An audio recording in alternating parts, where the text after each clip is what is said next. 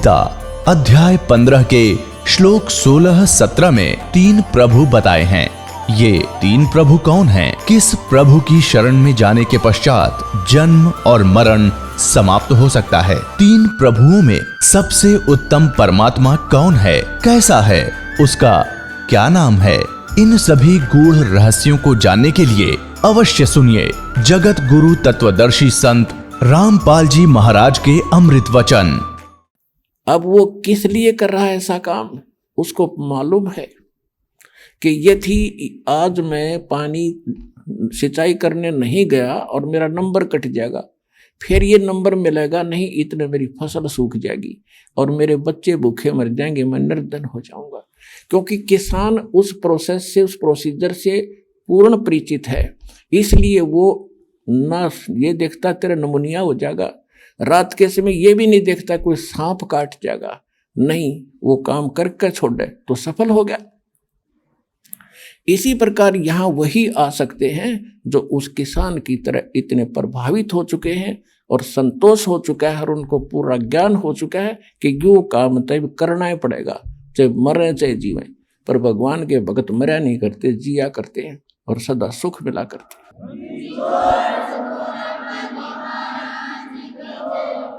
इसलिए कहा है कि ये संसार समझदा नाही, कहंदा श्याम दोपहरे नू, गरीबदासी वक्त जाते रोगे इस पैरे नू।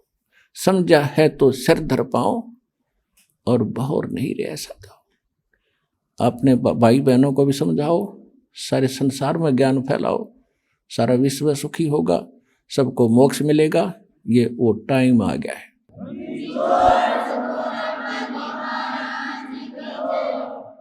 परम पिता परमात्मा सर्वशक्तिमान सर्व उत्पादक प्रभु कबीर साहिब जी, कबीर परमेश्वर जी, ये हमारे इष्ट देव हैं, ये हमारे जनक हैं, यही हमारे सर्वम है। आज का जो शुभ समागम प्रारंभ हो रहा है, ये किस उपलक्ष्य में है, ये जानकारी आप जी को देते हैं।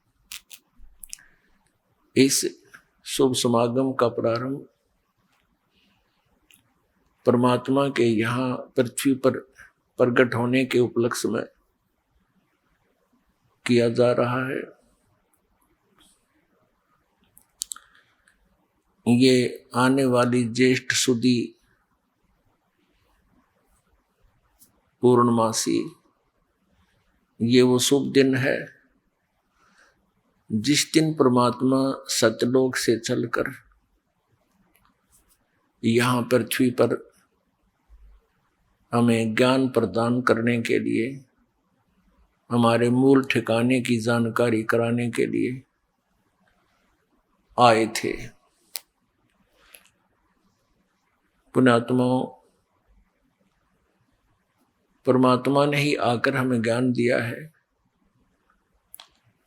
कि मनुष्य जीवन केवल परमात्मा प्राप्ति, आत्म कल्याण, शुभ कर्म करने के लिए ही प्राप्त होता है।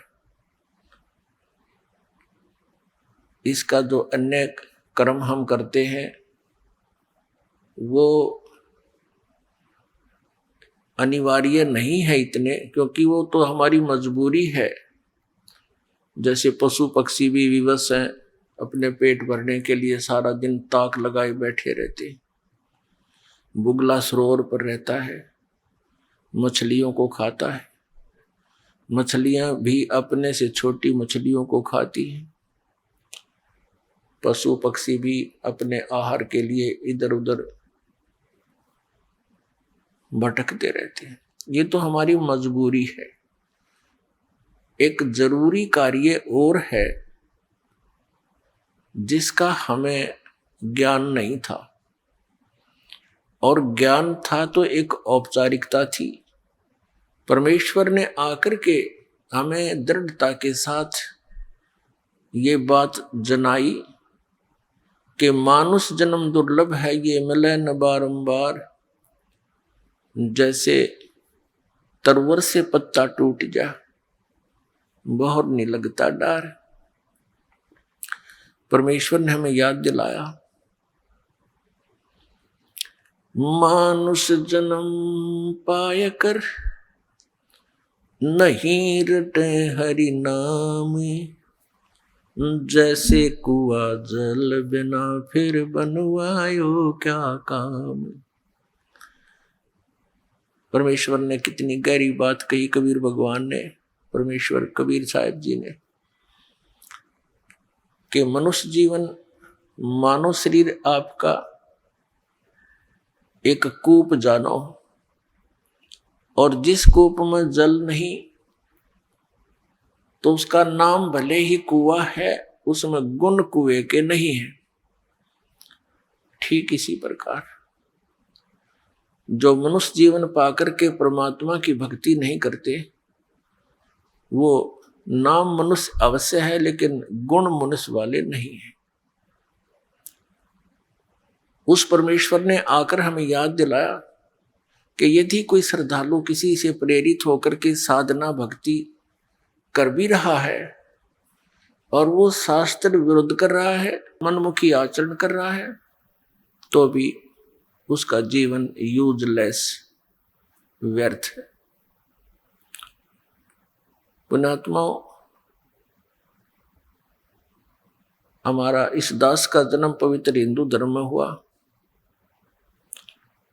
हिंदू धर्म के अंदर प्रचलित जो हमारी भक्ति विधि साधनाएं थी, उन पर हम आरूढ़ थे, पूरी श्रद्धा और विश्वास के साथ उन्हीं साधनाओं को किया करते थे जो हमारे धर्मगुरु हमें बताते रहे।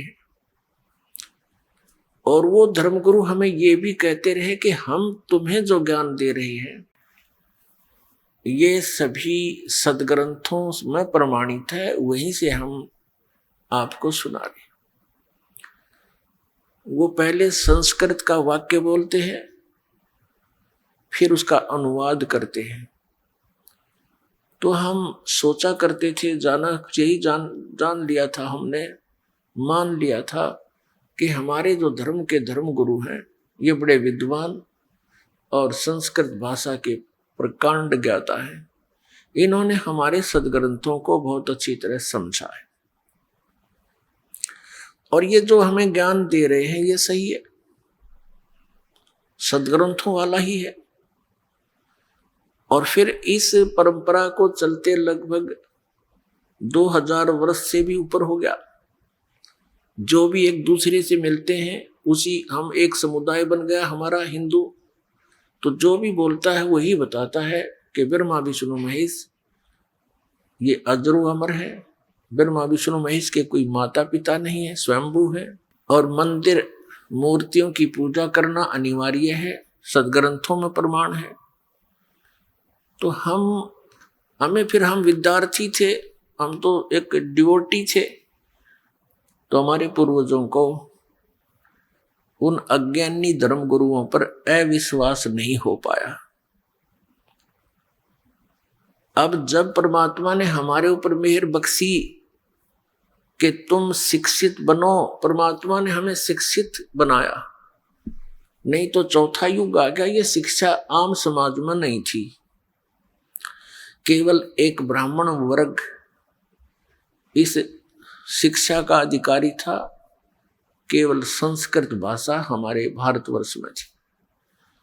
कुछ वर्षों उपरांत फिर ये अरबी भाषा, उर्दू भाषा भी प्रवेश कर गई समय आने पर।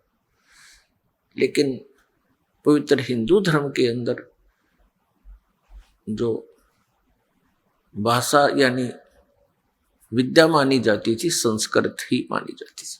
तो संस्कृत के पढ़ने का केवल ब्राह्मण वर्ग को ही अधिकार था, अन्य नहीं पढ़ सकता था, ऐसा प्रतिबंध था पहले। तो जिस कारण से हमने ये सोचा कि इन्होंने बहुत अच्छी तरह सदग्रंथों को जाना है, जो इन्होंने ज्ञान दिया वो हमारे लिए मोक्षदायक। अब हमारे ऊपर मेहर बख्शी परमात्मा ने, हम शिक्षित कर दिए और ये शिक्षा हमारे लिए हानिकारक भी है, पूरे विश्व के लिए, और हमारे लिए एक विशेष परोपकार भी है इस शिक्षा का। ये वरदान भी बन गई अब हमारे लिए कि हम सदग्रंथों से परिचित होकर के भगवान को पहचान लेंगे स्वयं आंखों देखकर। ये शिक्षा हमारे ऊपर अभिशाप बन गई। अभिशाप क्यों बन गई? क्योंकि हमने परमाणु बम बना लिए। जरा सी कोई बात ऊक चूक होगी, एक परमाणु बम छोड़ दिया तो लाखों व्यक्तियों को समाप्त कर देगा। उस क्षेत्र में वर्षों तक कुछ भी नहीं होगा। ये शिक्षा की देन है। दूसरे हम चतुर बना दिए, इतने कौवे बना दिए हम, बहन भाई से दूर, भाई भाई का झगड़ा, और हम अफलातून बन गए। बनना था हमने दास।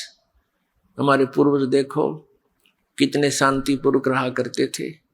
2 रोटी भगवान देता, झोंपड़ियों में रहा करते थे, कच्चे पक्के मकान बना करके शांत रहते थे। उनका जो पिछला दास को ने तो बहुत देखा है, क्योंकि 61वां वर्ष चल रहा है। उससे पहले के जितने भी बुजुर्ग देखे, कितना शांत स्वभाव होता था, निष्कपट होते थे, एक दूसरे के मदद के ऊपर तत्पर रहते थे। ऐसा दुराचार व्यभिचार नहीं था जो वर्तमान में आग लगी पड़ी है पूरे मानव समाज में। तो ये शिक्षा का अभिशाप है हमारे। लेकिन ये अब वरदान बनेगी। परमात्मा ने इसका देना अनिवार्य समझा, इसलिए अब ये प्रदान की। नहीं तो पहले 4 युग हो गए, हम ऐसे अपना काम चल रहा था, ठीक है, टाइम पास ही तो करना था इस संसार में। परमात्मा देखो, गुरुजन होते हैं। गुरु का अर्थ यही होता है कि वो अपने सिलेबस को स्वयं जाने, फिर विद्यार्थियों को सरल करके समझावे। ये इन गुरुओं का काम होता है। तो हमारे धर्मगुरु ये नकली थे, ये अज्ञानी थे कलयुग के। इन्होंने हमारे सदग्रंथों को समझा नहीं, अपने सिलेबस से ये परिचित नहीं थे, जिस कारण से हम विभाजित होते चले गए। कहीं हिंदू बन गए, कहीं मुसलमान बन गए, कोई सिख बन गया, कोई ईसाई बन गया। और उसके बाद अब देखो कलयुग के इस थोड़े से ही समय में 100-150 वर्ष के अंदर ही कितने पंथ बना दिए, इनका कहीं नामो निशान नहीं था। तो इस काल भगवान ने इन नकली गुरुओं के कारण, जो ना वेदों को समझ सके, ना पुराणों से परिचित, ना गीता से परिचित, इन्होंने लोक वेद सुना के हमें इतना कर्मकांड में फंसा दिया। आम व्यक्ति भी चिंतित हो गया, दुखी हो गया इनके कर्मकांड को करते करते। तो पुण्यात्माओं, इस समस्या का समाधान करने के लिए स्वयं परमेश्वर आए। ये परमात्मा चारों युगों में आते हैं। ये हमारे पिता हैं, ये हमारे हमदर्द हैं, ये हमारे मूल मालिक हैं। हम इनकी संतान हैं। अपनी संतान की चिंता माता पिता को ही हो सकती है। दूसरे ठीक है, नेक आत्माएं हैं, थोड़ी बहुत देर हमदर्दी दिखा सकते हैं, लेकिन परमानेंटली वो उनके साथ नहीं रह सकते। तो इसी प्रकार उस परमेश्वर ने हम पर रहम आया कि मेरे बच्चे बहुत दुखी हो गए, इन्होंने गलती तो की थी बड़ी भयंकर, फिर भी कहते हैं माता पिता बच्चों के सैकड़ों अवगुणों को भी माफ करने को तैयार रहता है यदि वो सुधर जाता है। तो उसी दृष्टिकोण से परमात्मा यहाँ आते हैं कि हो सकता है इनकी बुद्धि ठिकाना आगी होई बे और ये मान जाए मेरी बात को और चल पड़े सतलोक को, जहाँ इनको कोई कष्ट नहीं, कोई दुख नहीं, कोई जन्म और मृत्यु नहीं। अब पुण्यात्मा, इस काल भगवान ने ऐसा कमाल कर दिया, ये नकली पंथ चलवा दिए, सतलोक की महिमा गाने वाले और भक्ति बताने वाले। इनको सतलोक का पता नहीं, इनको उस परमात्मा की भक्ति विधि का ज्ञान नहीं, और करोड़ों व्यक्तियों को गुमराह करके शांत बैठा दिए, निश्चिंत कर दिए क्योंकि एक परंपरा पड़ेगी 100 वर्ष 150 वर्ष से, जो 50-60 वर्ष से कोई पंथ चल पड़ा, तो उसके बच्चे तो अपने माता पिता के साथ बचपन से ही वहां जाते रहते हैं, आते रहते हैं। जैसा भी उन्होंने ज्ञान दिया उसको ग्रहण कर लिया, नो ऑब्जेक्शन। जैसा कि हम हिंदू धर्म में जन्म होने के कारण हम अपनी परंपरागत साधनाओं को माता पिता के साथ जहाँ भी मंदिरों में जाते, तीर्थों पे जाते, हम उन्हीं को फाइनल मान लिया था और संतुष्ट थे। तो ये इतनी जटिल समस्या कर दी इन अज्ञानी ऋषियों ने, महर्षियों ने, गुरुओं ने, मंडलेश्वरों और इन आचार्यों ने, कि हमारे ये समझ में नहीं आ रहा कि कौन ठीक है कौन गलत है। सब अपनी अपनी डफली पीट रहे हैं। कोई कहता इन 5 नामों से मोक्ष है, कोई कहता हरे राम हरे कृष्ण से मोक्ष है, कोई कहता 3 नाम है, कोई 5 नाम बताता है, ओंकार निरंकार ज्योति निरंजन ये सतनाम आदि, कोई अकाल मूर्त सब स्वरूपी राम सतपुरुष ये मंत्र दे रखे बच्चों के खिलौने। ये कई प्रमाण नहीं, किसी संत के इतिहास में नहीं जिन्होंने भगवान पाया हो, ना किसी ग्रंथ में, ना संत मते के इतिहास में संत मता परमेश्वर कबीर साहब से चला। और ये सब संत मानते हैं, पंथ मानते हैं कि कबीर साहब से पहले संत मता नहीं था।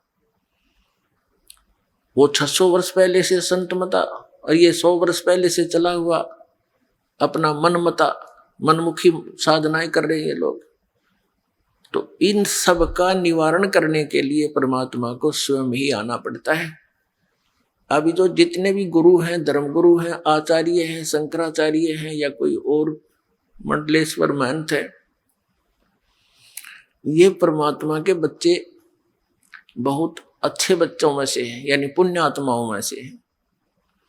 और ये धनी थे भक्ति के, और ये काल भगवान के फंस गए। इस काल भगवान ने इनको अपने कब्जे में ले लिया, इनको इतना मिसगाइड और प्रभु बना दिया, इतना इनको मिसगाइड कर दिया, भ्रमित कर दिया, अज्ञान बरवा दिया। और फिर इनका रिमोट अपने हाथ में रखता है। तो इन पुण्यात्माओं ने करोड़ों जीवों को अपने सदग्रंथों से हटकर लोक वेद सुना दिया। आप भी पाप के भागी बने, भगवान के बच्चों को मिसगाइड करने का इन्होंने भार सिर पर ले लिया।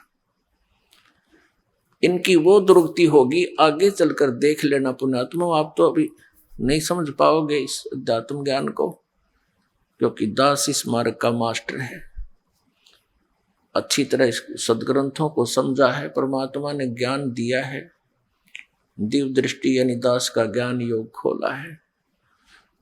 आगे चल के इन नकली गुरु मंडलेश्वरों, आचार्यों, शंकराचार्यों की वह दुर्गति होगी, इनको नरक में ठोका जाएगा।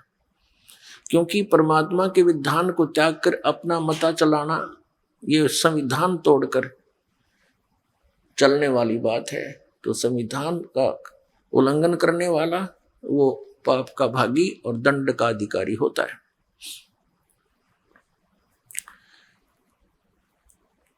पुण्यात्माओं, परमेश्वर ने कहा है कि 9 मन सूत उलझिया, ये ऋषि रहे झकमार, और सतगुरु ऐसा सुलझा दे, उलझे ना दूजी बार।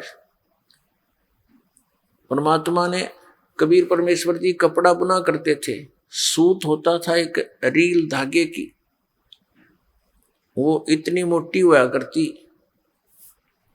और वो धागा यदि उलझ जाता तो उसको सुलझाना बड़ा कठिन होता था। एक तो ये ध्यान रखना पड़ता था कि ये इसमें कोई कट ना हो जा, कट लगने से फिर गांठ पड़ेगी, गांठ पड़ने से वो रेजा ठीक कपड़ा बना नहीं, और फिर उसकी कीमत नहीं मिले, वो दिहाड़ी मिले नहीं। जिस कारण से जुलाहे बहुत सावधानी से उनको सुलझा करते थे। यदि 1 किलोग्राम सूत यानी 1 सेर सूत उलझ जाता तो 2-3 दिन लग जाते थे उसको सुलझाने में। तो उनकी 2-3 दिन की झाड़ी व्यर्थ जाती थी। और परमात्मा कहते हैं कि ये तो 9 मन सूत उलझा दिया, एक मन में 40 शेर, 40 किलोग्राम। कहते इतना सूत उलझा दिया यो अध्यात्म मार्ग का। 9 मन सूत उलझिया, ये ऋषि रहे झकमार, और सतगुरु ऐसा सुलझा दे उलझे ना दूजी बार। अब परमात्मा कबीर परमेश्वर जी वो ही लीला करने आते हैं, एक तत्वदर्शी संत की, एक सतगुरु की। पुण्यात्माओं, यह अध्यात्म मार्ग है। आप इस अध्यात्म मार्ग के विद्यार्थी हो, आप स्टूडेंट हो, ये 10 टीचर है। और जिन टीचर्स के पास, जिन अध्यापकों के पास आप पढ़कर आए हो, वो अध्यापक नहीं थे, आपको कति अज्ञान से भर दिया। अब एक तो दया करना इस दास पे कि जो दास बोल रहा है उस बात को हृदय में समा लेना। समय बहुत थोड़ा है। परमात्मा कहते हैं कलयुग में जीवन थोड़ा है, भाई कर ले बेग संभार, यानी जल्दी संभल जा। और योग साधना या हठ योग और कान बंद करके कहते ये नहीं बने, केवल नाम आधार। आप जी ने जो ज्ञान सुना हुआ है वो बिल्कुल व्यर्थ है, उसको उससे आप रंगे हुए। तो अब दास चाहता कि आपको ABC से शुरू करेगा, क्योंकि एक सामूहिक एक शिक्षा स्थल है ये। इसमें प्रथम कक्षा के बच्चे भी आते हैं, प्रथम बार श्रोता भी आते हैं, और वो बच्चे भी, वो भी भक्त होते हैं जो बहुत दिनों से लगे हुए हैं। तो ये कैसा सत्संग किया जाता है जो सबके लिए सामूहिक असर करेगा। पहले वालों को भी ज्ञान बताया जाएगा, और जो पुराने बच्चे हैं, भक्त हैं, बहन बेटी हैं, उनको भी इसी के माध्यम से संदेश दिया जाएगा परमेश्वर का। तो परमात्मा ने आकर के हमें क्या ज्ञान दिया, वो स्वयं आते हैं, एक तत्वदर्शी संत की भूमिका करते हैं। अपने आत्माओं, हमारे पुरातन ग्रंथ हैं, पवित्र 4 वेद, पवित्र श्रीमद् भगवत गीता, पवित्र 18 पुराण और महाभारत आदि। ये सबसे पुरातन ग्रंथ हैं अपने मानव समाज के। उसके बाद फिर अलग से, जैसे ईसाई धर्म, ईसा जी के पद चिन्हों पर चलने वालों को ईसाई कहने लगे। उन लोगों ने इन ग्रंथों को नहीं जाना। जो भी संदेश उनको आकाशवाणी से या किसी फरिश्ते से प्राप्त हुआ, उसी को सत्य मानकर उन्होंने आगे प्रचार प्रारंभ कर दिया। उनके आधार से फिर उनके अनुभव और आने वालों के अनुभव से एक पुस्तक बन गई, पवित्र पुस्तक, जैसे पवित्र बाइबल ग्रंथ कहा जाता है। और इसी प्रकार मुसलमान धर्म का जो ग्रंथ है कुरान शरीफ, ये भी हजरत मोहम्मद जी को, जो मुसलमान धर्म का प्रवर्तक माना जाता है, इनको जैसे कोई फरिश्ता आया, उसने ज्ञान सुनाया, आकाशवाणी हुई, या कुछ वे बोलते थे, वे आती हैं। वे कैसे आती हैं? जैसे कोई हजरत मोहम्मद कपड़ा ओढ़ कर लेट जाते थे और अंदर से फिर उसके शरीर से कोई आवाज आती थी, वो लिपिबद्ध की जाती थी, उसको वे बोलते। हम उसको कहते हैं जैसे काल भगवान श्री कृष्ण में प्रवेश करके गीता बोल गया, ऐसे ही कोई फरिश्ता उसमें प्रवेश करके इस कुरान शरीफ का ज्ञान देकर चला गया, उनको लिपिबद्ध किया गया। तो हम अब क्या हुआ कि हमारे जो पुरातन ग्रंथ थे, वेद और गीता पुराण, ये संस्कृत भाषा में थे। संस्कृत भाषा को केवल एक ही वर्ग के पढ़ने का आदेश था, एक ही वर्ग इसको पढ़ सकता था, ब्राह्मण, जैसा कि आपको पहले बताया। तो वो इस अध्यात्म ज्ञान से परिचित नहीं थे, संस्कृत अवश्य जानते थे, अच्छे ज्ञाता थे, व्याकरण भी अच्छी शुद्ध बोलते थे, उच्चारण पर ही ज्यादा जोर देते थे, शास्त्रार्थ उनके आपस में ही होता था, किसी ने अशुद्ध व्याकरण भी बोल दिया उसी पर ताड़ी पीट देते थे, उसको पराजित था और विजयी ऐसे ही किया जाता था। श्रोता जो होते थे वो अशिक्षित होते थे, जो संस्कृत भाषा जानते नहीं, और दो संस्कृत के ज्ञाता विद्वान कहलाने वाले बैठ करके आपस में अपनी संस्कृत में ही भाषा बोला करते थे, शुद्ध उच्चारण के साथ। और जिसने अत्यधिक संस्कृत बोल दी, डांटा नहीं डटा, जिसने घनी घोट रखी हो, तो श्रोता उसको विजयी कर देते थे ताड़ी पीट कर, और वो विजयी सिद्ध हो जाता था, चाहे वो किसा अज्ञानी हो। ऐसे ये एक दूसरे में मंडलेश्वर सिद्ध हो गए, और इनको कख नहीं पता था अध्यात्म मार्ग का। तो आज दया करी भगवान ने, प्रथम तो ये रजा करी कि हमें शिक्षा दी, जो कि ना देनी चाहिए थी वो भी देनी पड़ी हमारे को इस नरक से निकालने के लिए। भले ही हम एक बार, अब जैसे बाल्टी निकालनी होती है कुएं से पानी, तो रस्से के बांध कर उसको कुएं में पटका जाता है, उसको डबोया जाता है पहले और फिर खींचा जाता है तो कुछ जल लेकर आए। तो ऐसे हमें परमात्मा ने इसमें डबोया, इस शिक्षा के अंदर, और फिर इससे ये अनमोल रतन निकाल कर हमारे सामने रख दिया। और अब हम किसी के दंत कथा पर विश्वास नहीं करेंगे, अपने सदग्रंथों को ही आधार मानकर साधना भक्ति करेंगे। श्रीमद् भगवत गीता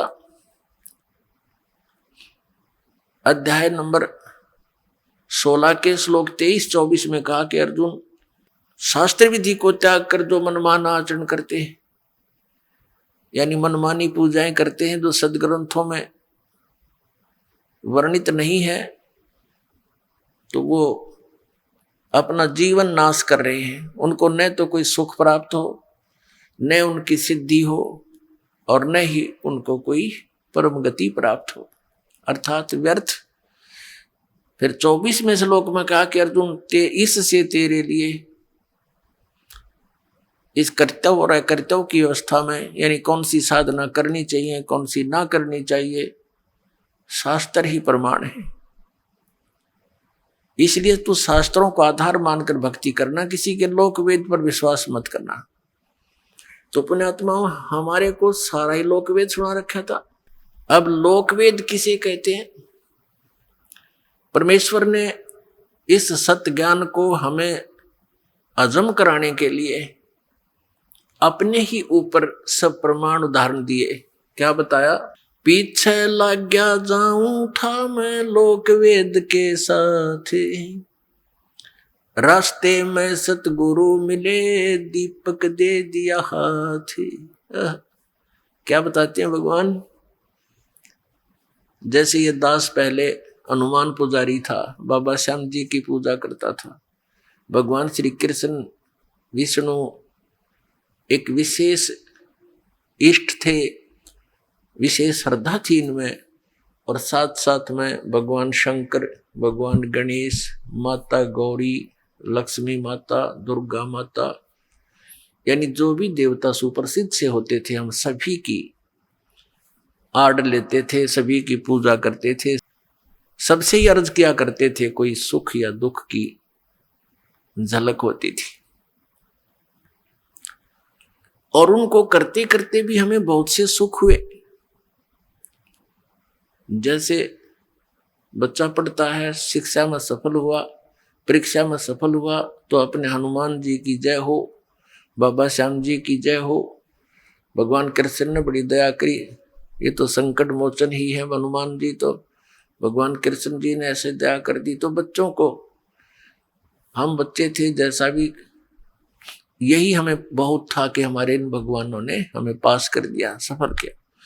फिर सर्विस प्राप्त हुई, अपने इन्हीं भगवानों के शुक्र मनाए।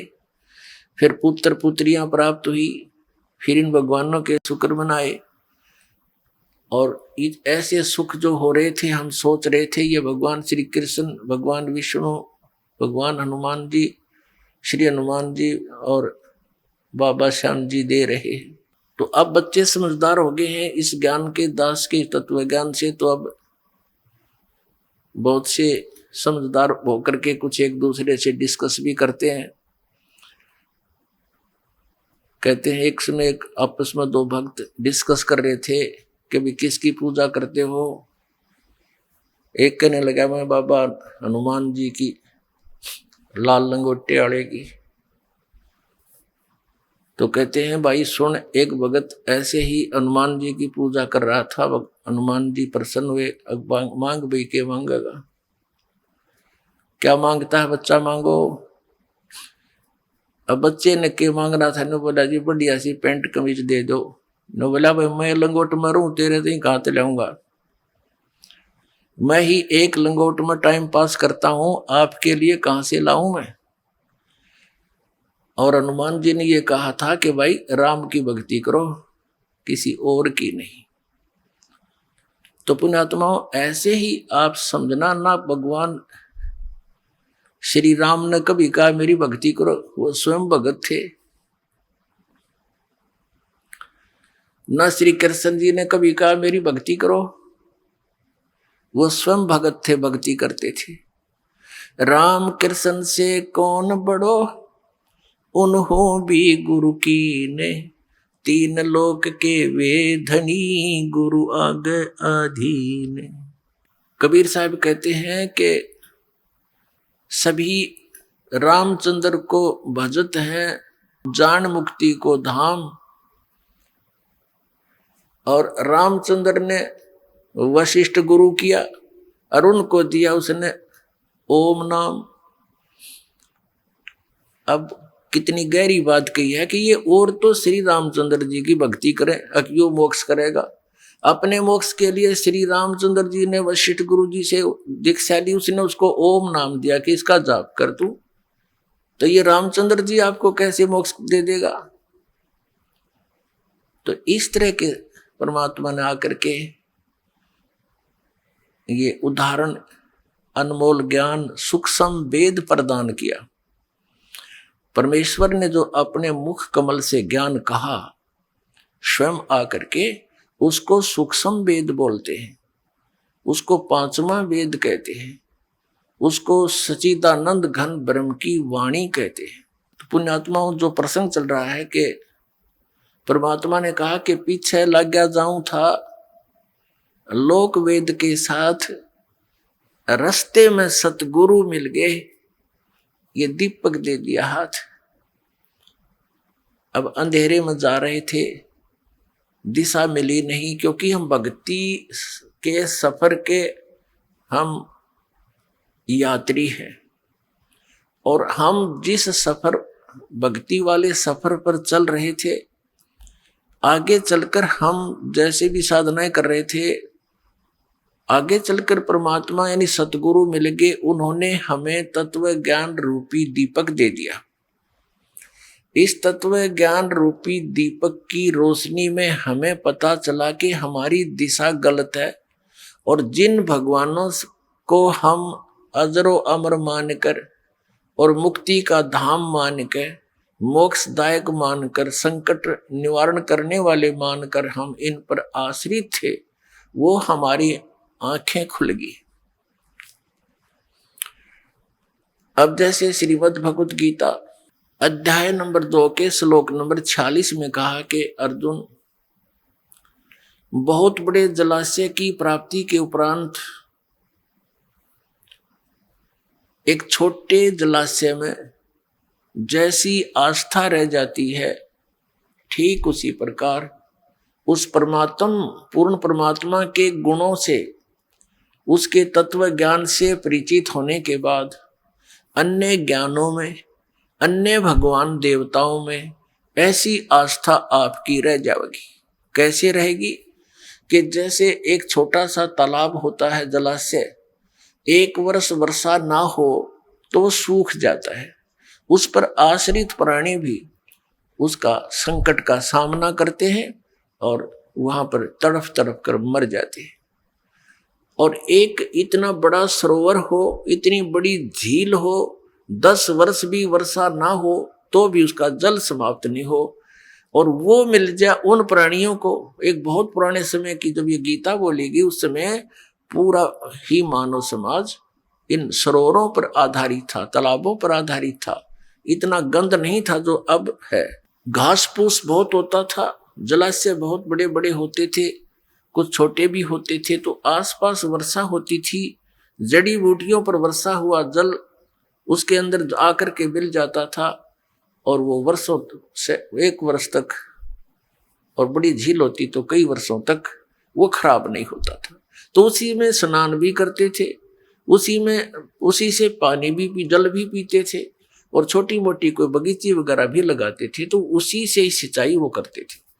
तो ऐसे वो अपना निर्वाह करते थे, झोंपड़ियां डालकर उसके आसपास रहा करते थे। तो कहने का भाव ये है कि हमने जब ये तत्व ज्ञान हुआ और फिर आप जी के समक्ष ये डंडोरा पीट दिया, तो उस समय हम छोटे जलाशयों पर आश्रित थे। श्री ब्रह्मा जी, श्री विष्णु जी, श्री शिव जी। ब्रह्मा जी की तो हम पूजा कराया नहीं करते, ये तो हमारे धर्म गुरुओं ने बता दिया था कि ये पूजा के योग्य नहीं है, इसकी पूजा बंद कर रखी है। शक्ति ने इसको श्राप दे दिया था, तेरी पूजा जग में नहीं होगी। फिर ये 2 भगवान शेष बचे, भगवान विष्णु और शंकर जी, इनकी पूजाएं हम करते थे। तो ये भगवान बुरे नहीं है, लेकिन ये हमारे लिए सफिशिएंट नहीं, पर्याप्त नहीं है। जैसे उस जलाशय का, छोटे जलाशय का जल वो बुरा नहीं था, लेकिन वो पर्याप्त नहीं था। उसमें कभी भी आपत्ति का सामना करना पड़ सकता था, वो स्वयं भी सूख सकता था, सूख जाता है, और उसके आश्रित भी तड़प तड़प कर भुगत कर मर जाते हैं। तो इसलिए वो बुरे नहीं थे। और ऐसा कौन अनजान होगा जिसने बड़ी लेक मिल जा और फिर जोड़ पर बैठा रहे उस तालाब पर, पता नहीं कब वर्षा ना हो तो समाप्त हो जाए। ऐसा अनजान कोई नहीं होगा। तो परमात्मा ने कहा है कि पीछे लग गया जाऊं था मैं लोक वेद के साथ, रास्ते में सतगुरु मिल गए, दीपक दे दिया हाथ। अब जैसे ये इस एक छोटे जलाशय को, जिसमें 1 वर्ष के बाद वर्षा ना होने से वो सूख जाए उसका जल, और उसको कोई ये बता रहा है कि ये तो 100 वर्ष भी नहीं सूखा है, ये कभी सूखता ही नहीं, ऐसी कोई व्याख्या कर रहा है, तो कितना या तो वो स्वार्थी है, या कोई शराबी, या कति महामूर्ख। 1 वर्ष वर्षा ना हो उस जलाशय सूखने वाले को कोई ये कहे कि 100 वर्ष वर्षा ना हो तो बिना सूखते, ये तो ऐसा जलाशय है। तो ये इस 3 टाइप का व्यक्ति हो सकता है, या तो कति अज्ञानी,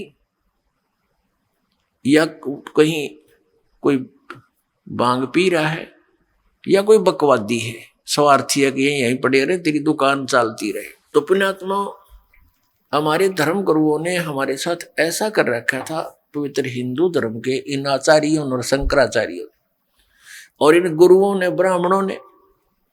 पुण्यात्मा, हम भक्ति मार्ग से दूर हो गए और आपस में हम इन ऐसे लड़ते रहे जैसे हिंदू और मुसलमानों का आपस में झगड़ा कराना इन हमारे धर्म गुरुओं का, दोनों धर्म गुरुओं का, हिंदुओं का और मुसलमानों का कर्तव्य बन गया था। कोई जरा सी कोई बात कह दे सच्चाई तो उसको मार दो, काट दो, हमारे धर्म की बेइज्जती कर दी। ये शिक्षा दे रखी हमारे तो, आपस में कट मरना, लड़ मरना। पहले बात को सुने, समझे, तय तक जावे, जब फैसला ले। तो ऐसा हमारा इन्होंने अंडोला बना रखा था। तो अपने आत्मा थोड़ा समझना पड़ेगा, गहराई से सोचना पड़ेगा। तो यहाँ ब्राह्मण शब्द का अर्थ किसी जाति विशेष से नहीं है। ब्राह्मण वही है, जैसे अब परंपरागत तरीके से हम देखें तो पंडित यानी ब्राह्मण उसको कहते हैं जिसने किसी एक विषय में कोई उसका जो सफलता प्राप्त कर रखी हो, उसको पंडित बोलते हैं। जैसे शास्त्री कहते हैं, पहले पंडित की उपाधि प्राप्त करने वाला एक विषय का आचार्य होता था। वो 2 का भी हो सकता था, 3 विषयों पर भी वो पंडित हो सकता है। पंडित माने विद्वान व्यक्ति। तो दास का जो सत्संग का के वचन जो होंगे परमात्मा कबीर जी द्वारा बताए हुए, और केवल उन्हीं को असर करेंगे जो गुरु पद पर बैठे हैं, चाहे वो किसी भी जाति मजहब के हैं। जो मिसगाइड कर रहे हैं परमात्मा के बच्चों को, तो उन गुरु कहो, उन्हें ब्राह्मण कहो, उन्हें पंडित कहो। हिंदू धर्म के गुरु जो थे ब्राह्मण कहलाते थे। ब्राह्मण सोए जो ब्रह्म पहचाने, यानी ब्राह्मण का अर्थ है जिसने भगवान को जान लिया, वो ब्राह्मण है। तो हम उन गुरुओं को ब्राह्मण कहो चाहे गुरु कहो, क्योंकि गुरु वही होता है जिसने भगवान को अच्छी तरह समझा, जाना, सिलेबस को पढ़ा हमारे सदग्रंथों को। तो दास का उद्देश्य उन ब्राह्मणों से नहीं है। जैसे कोई वैद्य था और बहुत बड़ा अच्छा मास्टर था अपने जॉब का, नब्ज पकड़ता था, बीमारी जान लेता था, औषधि देता था, स्वस्थ हो जाते थे। तो इतना प्रसिद्ध हो गया, फिर उनकी 1-2 पीढ़ी भी थोड़ा बहुत कार्य, 1-2 बच्चा उस वैद्य के कार्य को करता रहा। तो उन सभी उनके वंशजों को, आने वाली पीढ़ियों के सभी बच्चों को ये कहने लगे ये वैद्य है, और वो भी फिर अपने आप को वैद्य कहने लगे। एक सरनेम सा बन गया। हालांकि वो आज भी विद्यमान है ऐसे बच्चे जो वैद्य लिखते हैं अपना सरनेम, और वो जानते नहीं पेट के दर्द की दवाई, औषधि, और वो भी वैद्य कहलाते हैं। तो यदि कोई डॉक्टर वैद्य और वैद्य की दवाई के विषय में ही बोलता है कि उस वैद्य की औषधि ठीक नहीं है, वो हानिकारक है, तो वो उन वैद्यों पर असर नहीं हो रही जो केवल परंपरागत वैद्य कहलाते हैं। लेकिन जो औषधि दे रहा है और अब भी वैद्य का काम कर रहा है, उनसे संबंधित है ये बात। जैसे मेरे पूज्य गुरुदेव जी ये इस परंपरागत वैद्य की तरह ब्राह्मण जाति से थे, लेकिन वो कभी अपने आप को पंडित ब्राह्मण नहीं कहते थे। कहता मेरा जन्म ब्राह्मण वर्ण में है, लेकिन मैं पंडित नहीं, ब्राह्मण नहीं हूं। जैसे कोई वैद्य की दृष्टांत से आप अच्छी तरह समझ गए होंगे कि कोई व्यक्ति डॉक्टर की कोई औषधि नहीं जानता है और 2-4 गोली याद कर ली टेबलेट के नाम, तो वैद्य नहीं बन जाता वो। तो उसने कोई कहा वैद्य जी आप वैद्य हैं? हाँ जी, तो मुझे कुछ दवाई दे दो। वो कहेगा नहीं, मैं वो वैद्य को नहीं जैसा तू समझ रहा है। तो यही बात हमारे पूज्य गुरुदेव जी कहा करते थे कि मैं वो ब्राह्मण ना हूं जैसा तुम जब समझते हो, मैं संत हूं। और मेरे दादा गुरुजी थे, वो जाट जाति में जन्मे थे, गांव छावला, दिल्ली के अंदर नजफगढ़ के पास एक गांव है छावला, वहां के जाट थे। और हमारे परदादा गुरुजी गरीबदास जी के पंथ के संत थे, और वो 16 वर्ष की आयु में ही गांव से बाहर का बाहर खेतों से ही उसकी बातों से प्रभावित होकर उसके साथ चला गया था। घर से दुखी थे, तो इतना अच्छा माइंड था उनका। हमारे परदादा गुरुजी ने सोचा कि ये बालक बहुत अच्छे माइंड रखता है, इसको क्यों ना काशी विद्यापीठ से पढ़ा दूं, और ये सदग्रंथों को जान के अच्छी तरह समझा दिया करेगा।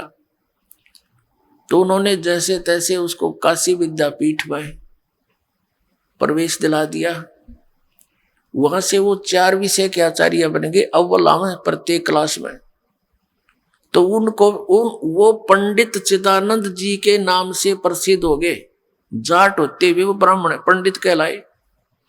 और उनका आश्रम बना हुआ है गांव गोपालपुर, तहसील खरकौदा, जिला सोनीपत में। वहां आश्रम पर लिखा है पूज्य पंडित चिदानंद जी आश्रम। आइए अब हम उन श्रद्धालुओं के अनुभव जानते हैं जो जगत गुरु तत्वदर्शी संत रामपाल जी महाराज जी से दीक्षा प्राप्त कर चुके हैं तथा उनके द्वारा बताए गए भक्ति मार्ग पर चल रहे हैं। सर नमस्कार। नमस्कार सर। सर क्या नाम है आपका? मांगेलाल महावर। मांगीलाल जी कहाँ से आए हैं आप? अलवर से, शिवाजी पार्क अलवर से सर। सर संत रामपाल जी महाराज जी से नाम दीक्षा कब लिया आपने? संत रामपाल जी महाराज से नाम दीक्षा अप्रैल 2017 में ली थी सर। सर अप्रैल 2017 में आपने संत रामपाल जी महाराज जी से नाम दीक्षा ली। तो सर संत रामपाल जी महाराज जी से नाम दीक्षा लेने से पहले आप क्या भक्ति साधना करते थे? संत रामपाल जी महाराज से नाम दीक्षा लेने से पहले हम हिंदू धर्म में जो देवी देवता हैं इन सभी की भक्ति करते थे। इसके अलावा सतपाल जी महाराज से हम नाम दीक्षा लिए हुए थे, जिसकी साधना करते हुए हमें 2085 से हम कर रहे थे, उनके 1985 से। सर जैसे कि आपने बताया कि पहले आप हंसादेश पंथ से जुड़े हुए थे, तो सर हंसादेश पंथ में आपने किस संत से नाम उपदेश ले रखा था? सतपाल जी महाराज जी से।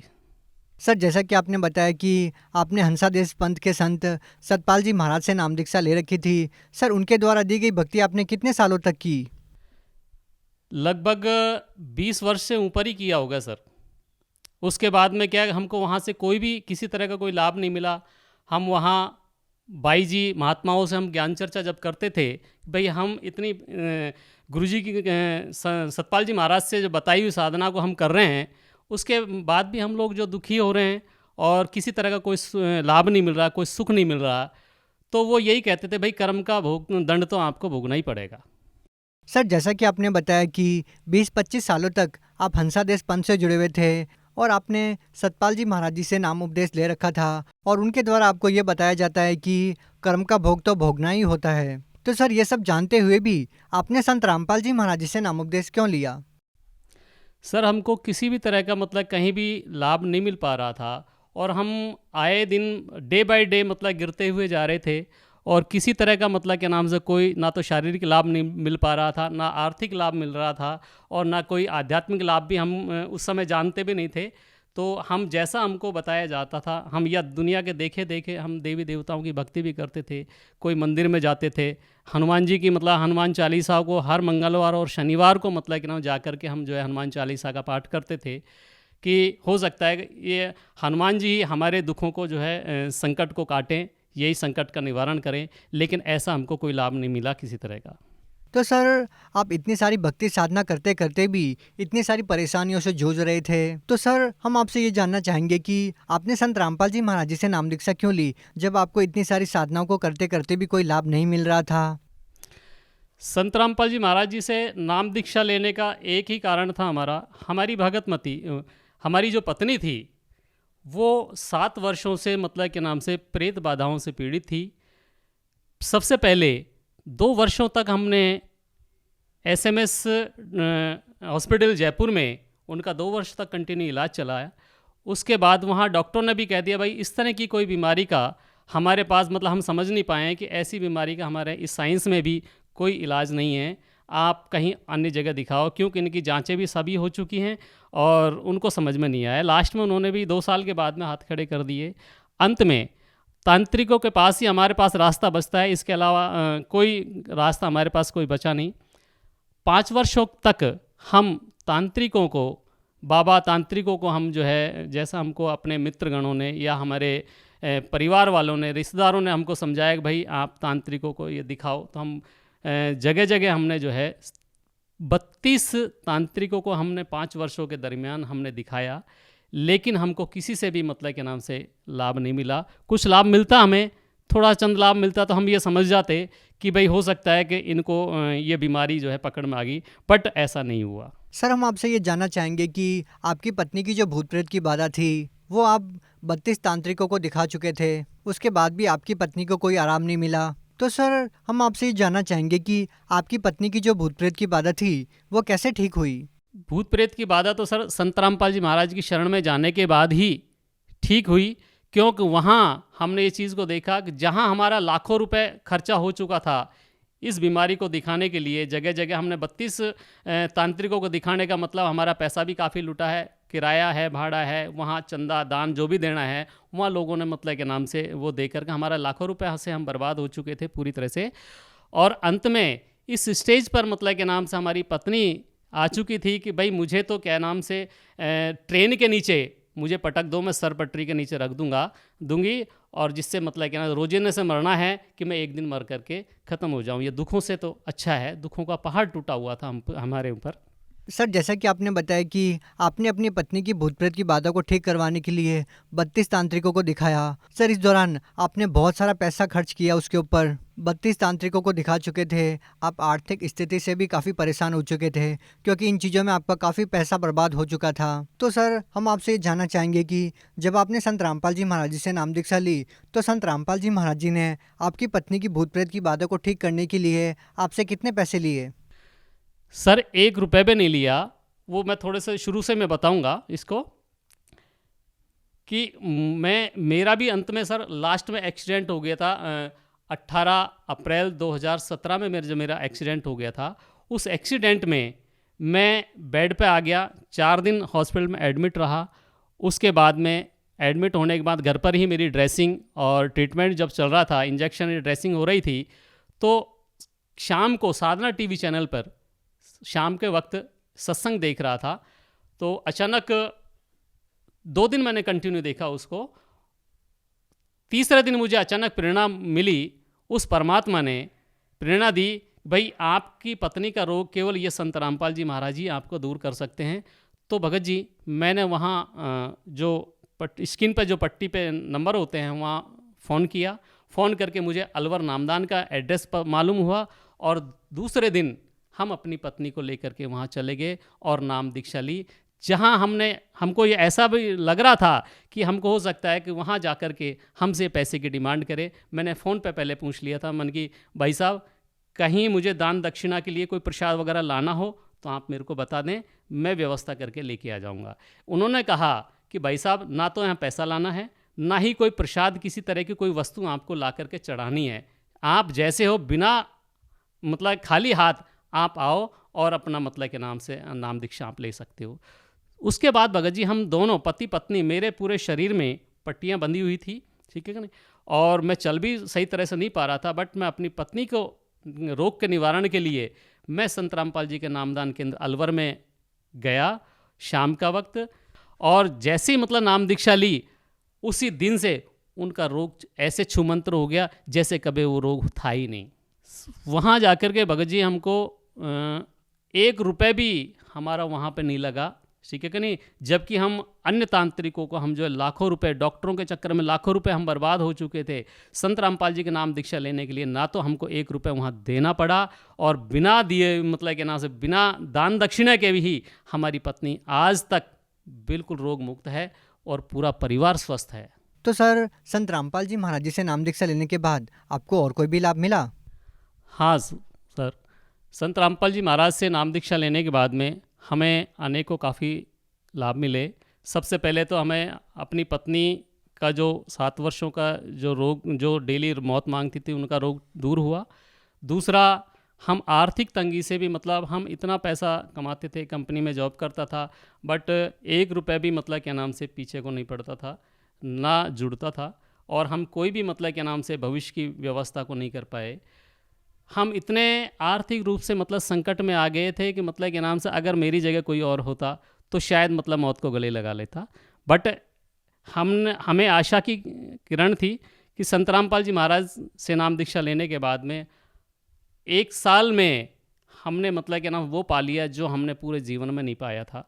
शारीरिक लाभ मिला, हमें आर्थिक लाभ मिला, और आध्यात्मिक लाभ तो हमें मतलब के नाम से संत रामपाल जी की कृपा से हमें मिला ही है। इसके अलावा हमारे घर के अंदर इतना ग्रह क्लेश रहता था भगत जी कि बस मारने कटने का ही नौबत आ जाती थी। आज हमारे बच्चे सभी परमात्मा की भक्ति में, संत रामपाल जी महाराज के दिए हुए भक्ति में जो लगे हुए हैं, और सभी अपनी अपनी व्यवस्था में मालिक की दया से ठीक हैं।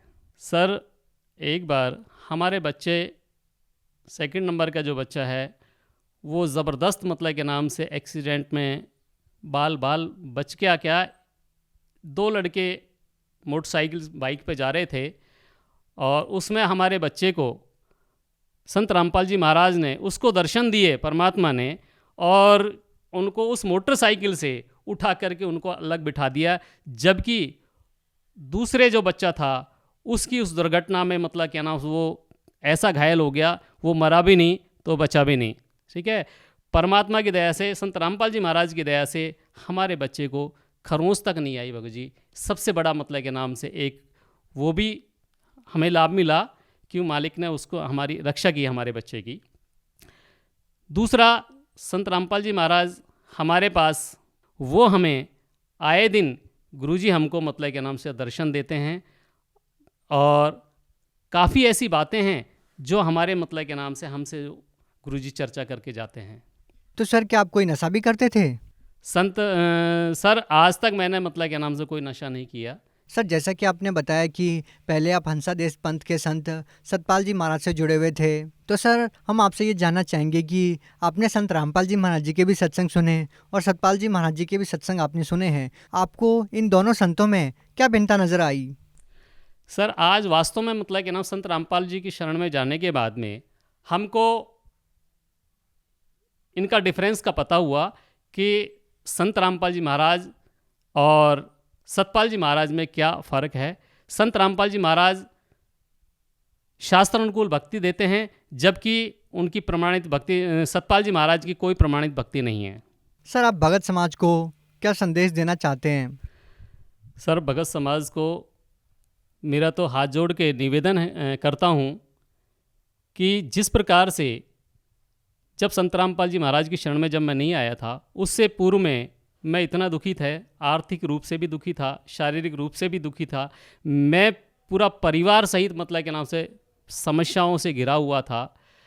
आज मैं संत रामपाल जी महाराज की शरण में आने के बाद में मैं पूर्ण रूप से मेरा परिवार सुखी हो गया, क्योंकि मैं इतनी मतलब देवी देवताओं की भक्ति करता था, देवी तांत्रिक बाबाओं के उस चक्कर में मैं फंसा हुआ था। ठीक है, वहाँ मेरा रोग, मेरे परिवार का, मेरा घर का रोग दूर नहीं कर पाए, डॉक्टर मेरे बीमारियों को दूर नहीं कर पाए। तो संत रामपाल जी महाराज जी से जिस दिन मैंने नाम दीक्षा ली, उसी दिन मेरा पत्नी का या हमारे परिवार के सारे रोग खत्म हो गए, पलक झपकते मतलब दूर हो गए। और डे बाय डे, दिन पे दिन 2017 से लेकर आज मैं अपने तरक्की पर ही हूँ। परमात्मा ने, गुरुजी ने, पहले मैं इतना परेशान और दुखी रहता था, ठीक है, संत रामपाल जी महाराज ने आप मुझे उतना ही सुखी कर दिया। और तो मैं तो सभी भाई बहनों से हाथ जोड़ के विनती करता हूँ कि आप भी संत रामपाल जी महाराज से जो वेद अनुसार जो भक्ति देते हैं, ठीक है, इनकी शरण में आओ और अपना कल्याण कराओ। सर जो व्यक्ति संत रामपाल जी महाराज जी से नाम दीक्षा लेना चाहता है, वो उनसे नाम दीक्षा कैसे ले सकता है?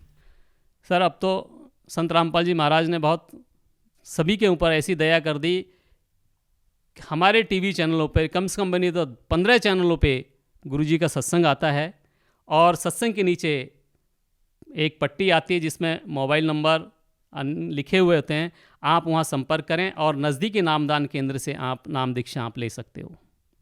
जी बहुत बहुत धन्यवाद आपका। सत साहिब जी।